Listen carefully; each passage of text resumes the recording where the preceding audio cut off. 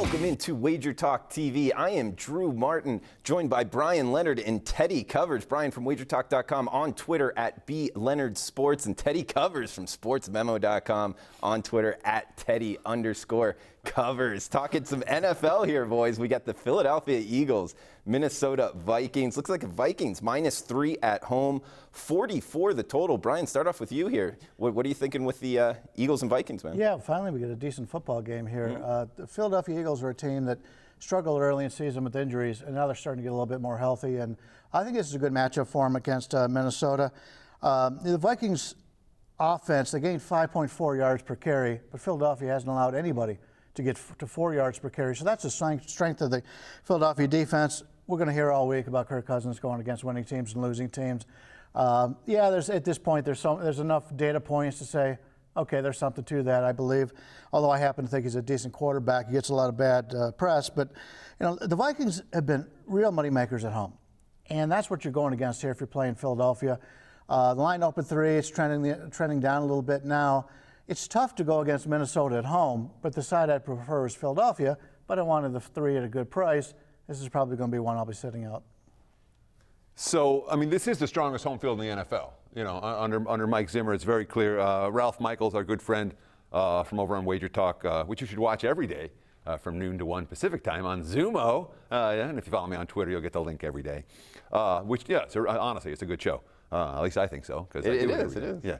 But one of the angles of that show, I believe. What's that? You're the biggest fan of that show.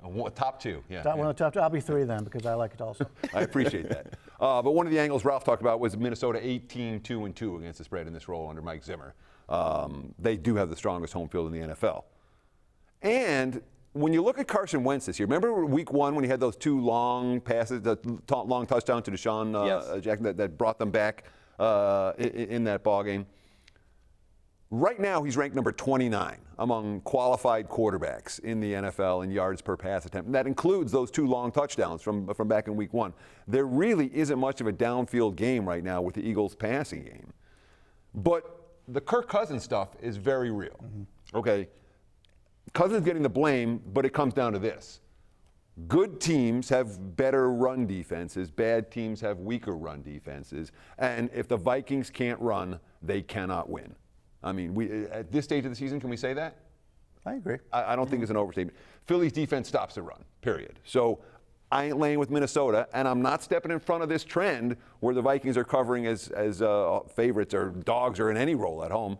So that pretty much takes me out of the side. And maybe we look at the under here. I do think it's going to be you got something on the under. That's the way that I would look. Yeah, you talked about Deshaun Jackson. When he went out, that really changed this offense. Yeah. And if I can remember right, wasn't the team they were trailing the Washington Redskins? It was. They were down 17-0. The team that has done nothing other than that first half of that game. Sure. That tells you a lot about their struggles at that point. So 2 teams that came into the season, actually 2 really contenders. And we haven't seen the best of either one of these teams. Hopefully we'll see it later on. But it should be a pretty equal game here. I'll say this. I think the upside for Philly right now is greater than the upside for Minnesota. Would you agree? I would agree. And Teddy, with Kirk Cousins struggling when they can't run the ball, how big do you think that would be, like across league-wide, I guess? How many teams would you say fall into that category of the quarterback struggling when they can't run the ball? Many of them. Yeah. I don't think that's unique to Cousins. But with Cousins, it's really obvious. They really struggle. So. Yeah, there's elite quarterbacks out there that can win without a run game, but right. Not many. Yeah, not many. I agree with that. Well, great stuff, guys. They're on the NFL game, Philadelphia versus Minnesota. Don't forget to check out our new show, Bet on It, the college edition, exclusively at Wager Talk TV.